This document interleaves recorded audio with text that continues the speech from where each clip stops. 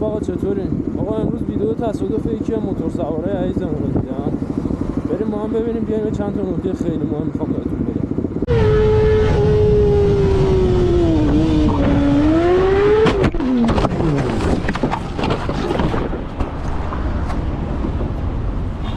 خب ما اومدیم بغل، ویدیو رو دیدیم. خدا رو شکر اتفاق خاصی برای دوستمون نیفتاده بود و خیلی خوشحالم از اینکه لباس و تجهیزات کامل داشت.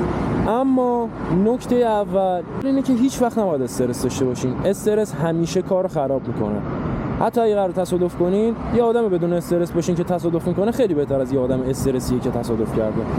نکته دوم اینه که توی ترمزهای اضطراری هیچ وقت نباید کلاژ بگیرید. چرا؟ چون خود موتور یه قدرت ترمز داره، انجین موتور، و وقتی کلاژو میگیرین اونو ازش دارین میگیرین.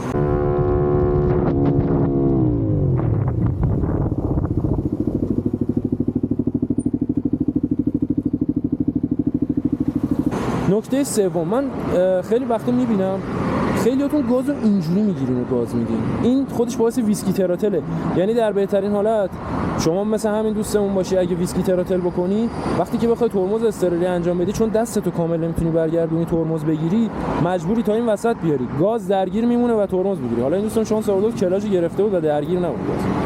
حالا مورد بعدی چه؟ مورد چهارم، اسمش روشه، ترمز ناگهانی. شما وقتی میخوای ترمز ناگهانی بگیری، یه اتفاق یهویی افتاده.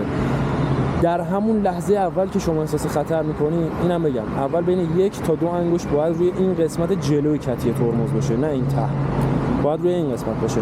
وقتی که شما میخوای ترمز ناگهانی بگیری، اون اول لحظه اولی که احساس خطر میکنی، بین 20 تا 50%، حالا بستگی به شرایط داره، باید ترمز بگیری، ترمز جلو رو. ترمز عقب هم همزمان باید باش بگیری، درگیر کنی.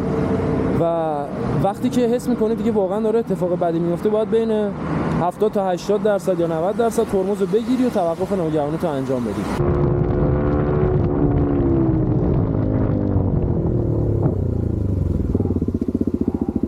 میبینی خیلی سریعتر وایساد.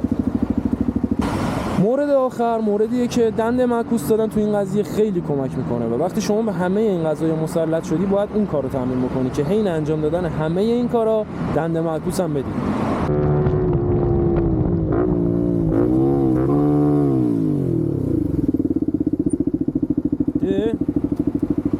و حالا من براتون ویدیوشو میگیرم، هر 3 مدل براتون ترمز میگیرم، همون شرایطی که دوستمون این اتفاق براش افتاده بود تا نشونتون بدم چه تفاوتایی داره. و همیشه هم ازتون میخوام ایمن باشید و لباس داشته باشید. خدا رو شکر این دوست عزیزمون لباس داشت، تجهیزات کامل داشت و هیچ اتفاقی هم براش نیفتاد. و امیدوارم شما هم همینطور باشید، لباس و تجهیزات کامل همیشه بپوشید. و خیلی وقت خیلی‌ها رو میبینم ما موتور سوار نیستیم، فقط ما حالا صرفا کارمونه یا مثلا میچرخیم باهاش. ببین دوست من، شما اگه به صورت روزمره از این وسیله داری استفاده میکنی، با هم شوخی نداریم، تعارف که نداریم، این یه وسیله خطرناکه. اگه به صورت روزمره ازش استفاده میکنی، بهتره به فکر جون خودت باشی. حداقل ترین کارش هم خریدن تجهیزات مناسب و یاد گرفتن نیمه حرفه‌ای، حداقلش برای همین کاره. نگید من حرفه‌ای نیستم و نمیخوام و اینا. میگم اگه جون خودت برای خودت و عزیزانت مهمه، باید حداقل این چیزا رو بلد باشی. مخلصیم، با اجازه.